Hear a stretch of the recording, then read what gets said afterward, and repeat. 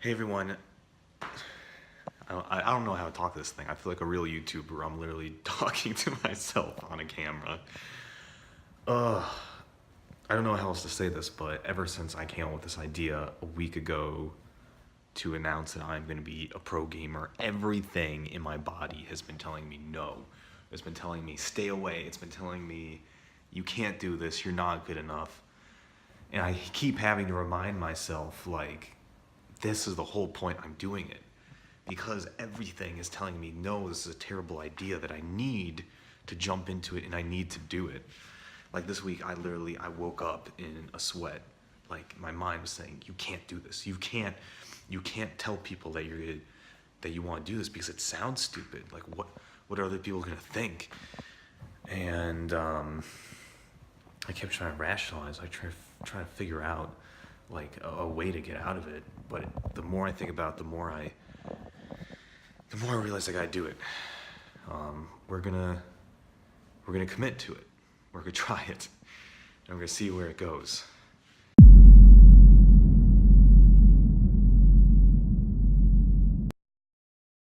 Ooh. Good morning. Good morning. Today marks the first day that I am starting this journey. We are going to become a professional Fortnite. Sounds so dumb. I'm going to become a professional Fortnite gamer. Why? Because I want to prove that literally anything is possible. If you haven't seen my last video, I really recommend it, which is the whole purpose of why we're doing this. Basically, I think a lot of people don't see the possibilities that life has to offer. They look into themselves and they think, what am I meant to be? What am I meant to do on this planet? What's meant for me?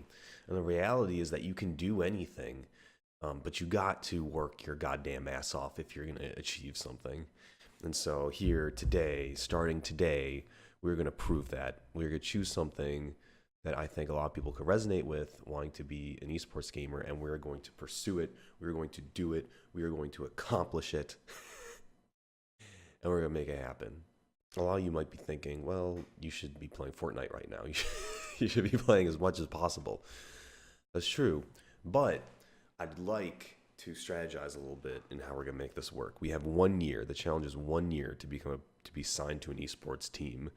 Literally May 2020, I need to be on an esports team. How am I gonna pull that off? I have no idea. Um, Literally no idea. I was watching some professional gameplay today on Twitch, and the gameplay was mind blowing. It was incredible the kind of stuff this guy was pulling off. It was insane. And the level of skill where they are at versus where I'm at. Yeah, I am nowhere near there. We're nowhere near there. But I got a secret weapon. The whiteboard. We are going to strategize exactly how we're going to accomplish this. We're going to develop a framework for success. And then as we move along, we are going to modify this framework so that we can optimize our progress. Okay, let's do it. Get your butt out of here. All right. So essentially this comes down to how to work. There's 3 ways to be successful at anything, and you need to develop your working ability to accomplish these things. For one, you need to work hard, you need to work long, and you need to work smart. So this is one that's come more recently in the recent years, smart, and recently long is something that's sort of fading off into existence. People like Tim Ferriss, for example, who's a very famous, he wrote the 4 Hour Work Week. He'll say working long hours is not the way to go. But if you look at more old school folk who made their success in corporate worlds, they would say working long hours is incredibly important to success. All right, let's start with hard.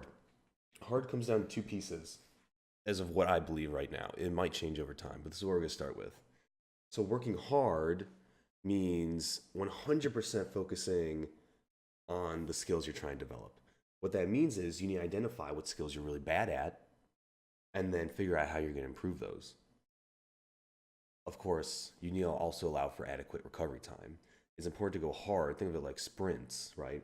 You go really hard doing what you do for a short time period, and then you recover, and then you take a step back. This is the key to working hard. For us, that means identifying what we're bad at in Fortnite, also what we're good at, but what we're bad at, and identify plan. These are things that I need to start working on to get better. Long. Oh, I think probably everyone has heard about the 10,000 hour rule, which was some study done in Florida, I think. Basically, some guy said to become a master at anything, you have to put 10,000 hours into it. It's a general rule. It doesn't actually mean you'll be successful if you put 10,000 hours into it. But in general, by working long hours, you will find the skills you need to get successful. I think this would probably be optimized. The other question is, how do you find energy? If you're really putting in this many hours, where the heck do you get the time to do that? For anyone who goes to school, who is a student, who does whatever to pursue your dreams on top of all that, it seems insane. It seems impossible. Where does this energy come from? Me personally, my job is insanely taxing on my mind. And when I come home from work, I am exhausted. I want to fall over and freaking eat a bunch of food and watch Netflix, and that's it. So where do you find the energy to do this? That's going to be a key question that we're going to have to answer.